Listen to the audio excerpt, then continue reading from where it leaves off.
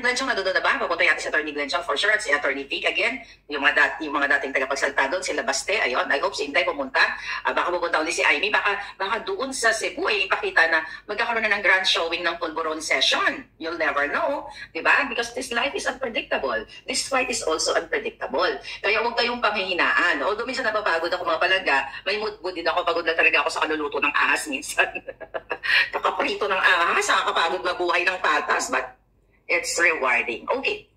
So, kailangan nyo malaman na itong ahas na ito ay ginapang niya mga mayor sa Cebu papuntang Maynila. So ngayon, ang question, mga buwaka ng Genemes, okay, ito lang, may mga buwaka ng Genemes na mayor ng Cebu na mga walang pagmamahal sa mga Cebuano, walang pagmamahal sa katukanan at karapatan ng Pilipino na binababoy na ang inyong bayan. Ano ginagawa niyo sa Maynila? Ginapang po sila ni Lisa Smugs. Kaya baka makita ninyo nakikipag-inuman ng mga mayor ninyo dyan sa Cebu sa Malacanang. Kasi ginapang ni Lisa at ni Kuting, ni Tambaloslos, pinapunta ang mga mayor sa Cebu para hindi maka-participate sa prayer rally. Diyan, mamaya na yan. Bukas. Kaya ganun po kademonyo at kalusor. Kung totoong itong si Kuting, okay, ang kanyang administrasyon, meow. Palubog na puta ngayon.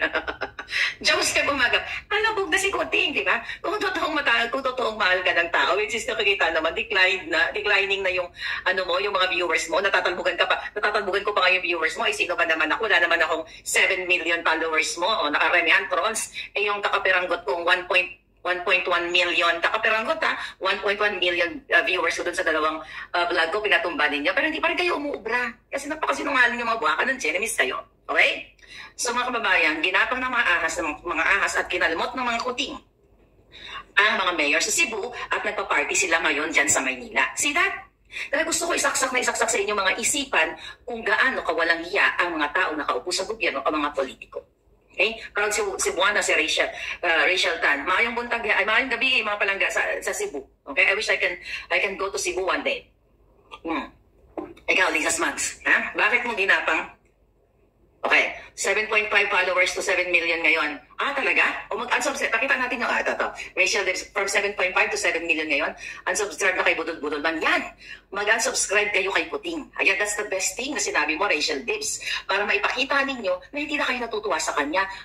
Tinake down nila yung page yung dalawa, 1.1 million unsubscribers. Dalawa yun eh. 100 plus yung isa 900 plus. Ngayon mga palangga, ipakita nyo ang ginagawa nila. Ako, it's okay na, di ba ako politiko, mga palangga, ang bunganga ko kahit saan lumulusot, kahit sa bukid, sa batis, sa alapaap, di ba? Habang high si Kuting, nasa alapaap yung boses ko, di ba? Naririnig nila. Kahit high sila, narinig nila yung nangabels ko. Okay. Matagal na ako nag-unsubscribe kay Kuting, sabi ni Villapando. So, ano yung ating pasabog? So, ang mga mayor, sa tingin niya ba, kung ginapang ni Lisa ang mga mayor papuntang Maynila, kaninong pera ginamit? Airfare, party, hotel, shopping, kaninong pera? Papayag ba yung mga mayor na yan? Nagagastos sila ng ganun-ganun na lang kung walang balik, kung walang pakimkim, kung walang kamkam? Sino na naman ang lugi?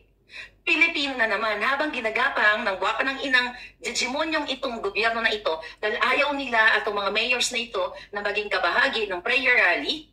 Kung ayaw niya maging kabahagi ng prayer rally, hindi nyo kailangan pumunta ng Maynila at gumastos, okay, ng pera ng bayan para maiwasan niyo yung rally. Wala namang sapilitan yan. Sabi ni The Drug White, magpapulburon test ka na Kuting. Wala mang salpilitan ng rally. Kung gusto mo pumunta ng rally, di pumunta ka ng rally. Hindi mo kailangan tumakas sa Cebu, hindi mo kailangan gumapang. God's to word, thank you.